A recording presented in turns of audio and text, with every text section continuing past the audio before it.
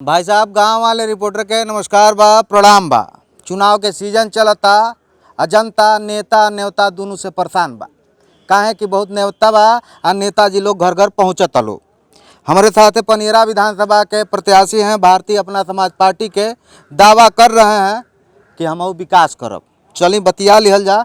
नामांकन करे आयल बानी यहाँ के, सबसे पहले तो स्वागत कर दिया जाए। बहुत बहुत स्वागत। सबसे पहले तो आपको हिंदी में बोले हमारे तरफ से जो है ढेर सारा जो है आपको जो है प्रणाम, और अगर आप इजाज़त दें तो भोजपुरी में मैं भी बोलूँ। तो हमके ये बता दी ताकि ये समय जे भी प्रत्याशी बा आ चाहे जे भी पार्टी कैंडिडेट बा, चाहे वो भाजपा होके, सपा होके, बसपा होके, कांग्रेस होके, ये बड़ी पार्टी बा यूपी के, सब केहू कहता हम विकास करब। पनियरा विधानसभा के हम बात करी तो मौजूदा विधायक ज्ञानेंद्र सिंह बाने दोबारा बीजेपी टिकट दे दल बा।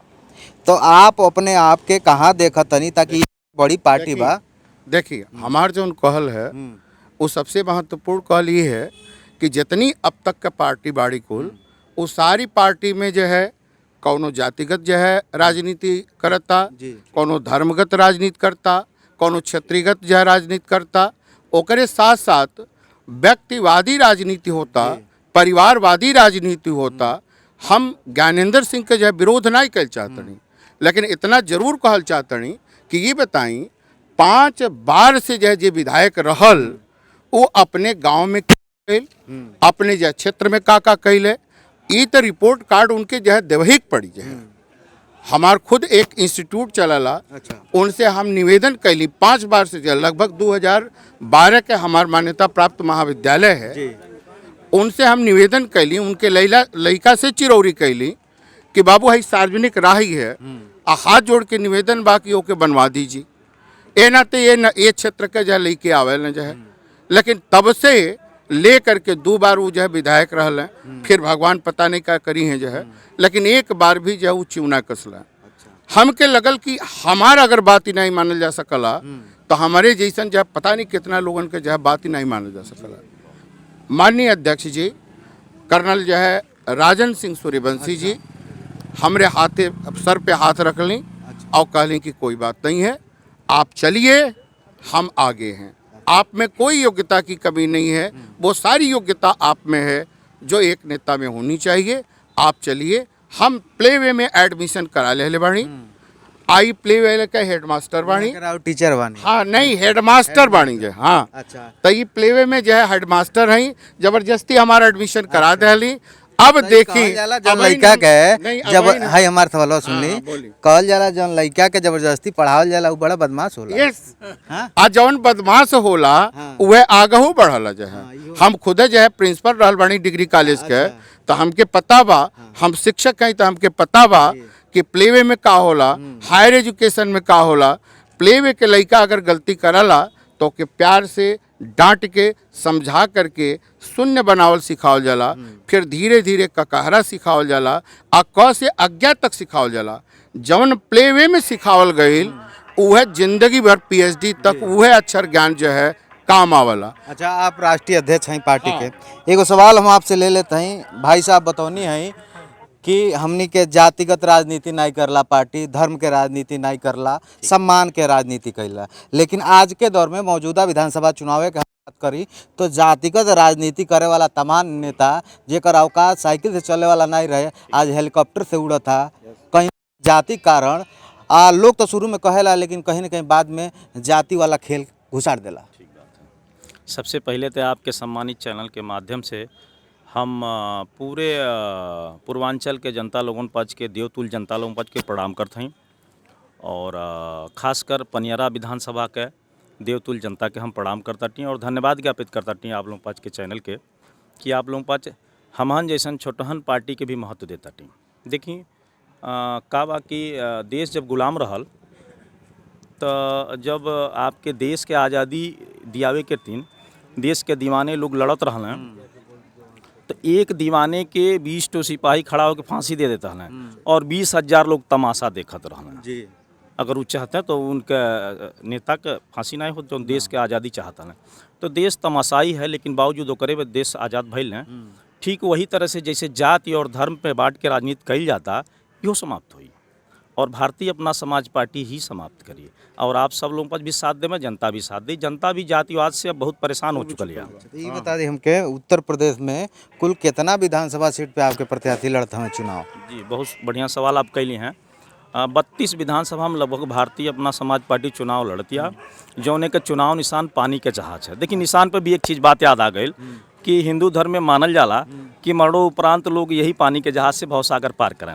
भगवान राम आस्था का प्रतीक हमें, भगवान राम भी ऐसे पार कैले रहे हैं। और एक चीज़ खास का बाजान थी, ई पानी के जहाज निषाद समाज के लोग अगर पूजा करें और निषाद मतदाता के तरफ से जो पार्टी भागतिया तो जौने के लोग निषाद लोग पूजन वो भारतीय अपना समाज पार्टी के साथ बा, तो जाहिर सी बात निषाद मतदाता लोग भारतीय अपना समाज पार्टी को वोट पोल करही। तो निषाद पार्टी के जो अध्यक्ष बने वो तो कहते न हम यहीं निषाद के रखवाला, बाकी केहू नहीं। बहुत अच्छा सवाल कैली। निषाद समाज के लोग के जाके आप डिबेट लेके देखिए, निषाद समाज के लोग गाली देते हैं। आप देख लीजिए ठो टिकट ही पौल हैं, के ठो निषाद एक टिकट देहले बाटे हैं, सब पैसा टिकट बटले हैं, इनके अपन हित करे रहल। अच्छा देखिए एक बात और जान ली, जब जाति आधारित कोनो काम केहू करी तो वो अपने हित करी।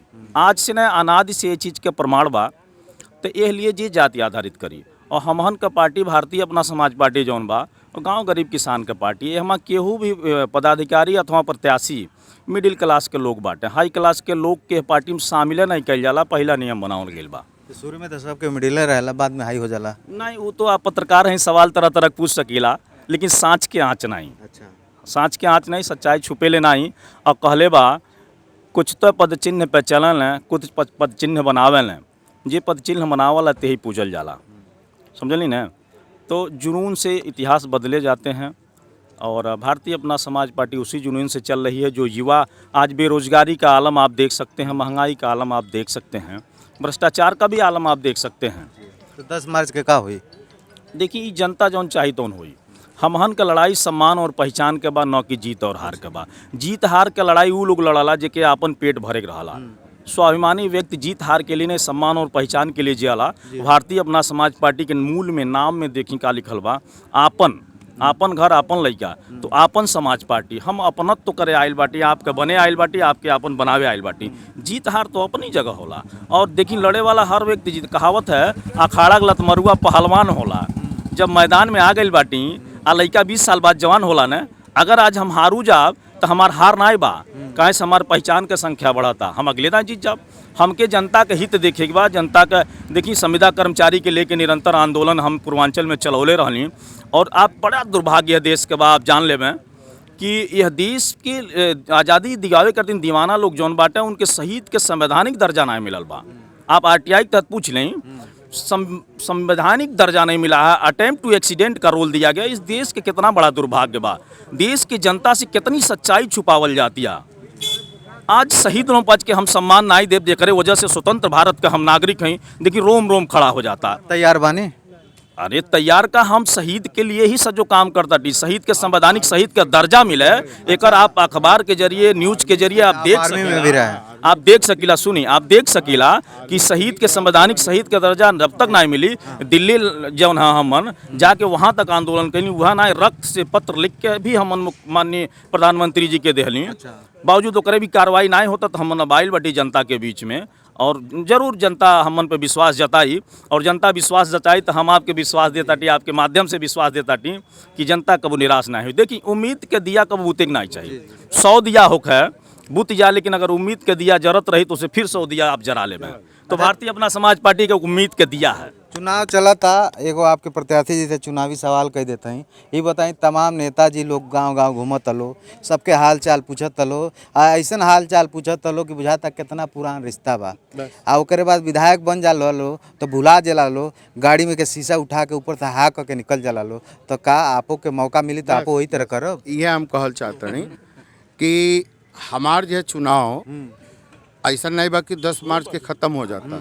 हमार चुनाव सतत चले वाली प्रक्रिया बा। अच्छा, जैसन कि अध्यक्ष जी कहली हैं कि जो है हमार जो उद्देश्य का बा, मोटिव का बा, व्यक्तिवादी नहीं। हमारी मानल बा कि हर 5 साल में जब परिवर्तन जनता कैल करी, चाहे वो हम भैली चाहे केहू भैल, हर 5 साल में परिवर्तन आप कह दें।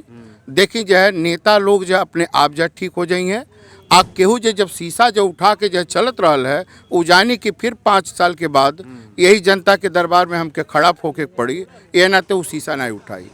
तो सतत परिवर्तन, चूँकि परिवर्तन सृष्टि का नियम है। पतझड़ आयल, बसंत आयल, हेमंत आयल, आ खाली पतझड़े रहे तब। चलिए आप हमके समय देनी, बहुत बहुत धन्यवाद। चलिए, अब धन्यवाद। 10 मार्च के तारीख हमार जो है हमके अवसर दहली, हमारे अध्यक्ष जी के अवसर दहली, एक लिए बहुत बहुत आपके कोटि से प्रणाम। अब 10 मार्च के तारीख तय करी, जैसा कि पनियरा विधानसभा के जो प्रत्याशी बाने पांडे जी बतौनी है कि परिवर्तन अभी जनता तय करी का परिवर्तन होई, का दोबारा योगी बाबा आई हैं, का अखिलेश के साइकिल आगे बढ़ी, या फिर पानी के जहाज अपने रेस में निकल जाए। देखे वाला बात हुई। 10 तारीख तक आप इंतजार करी। अब बढ़िया बिंदास लाजवाब जोरदार खबर खातिर गांव वाले रिपोर्टर के साथ बनल रही। नमस्कार।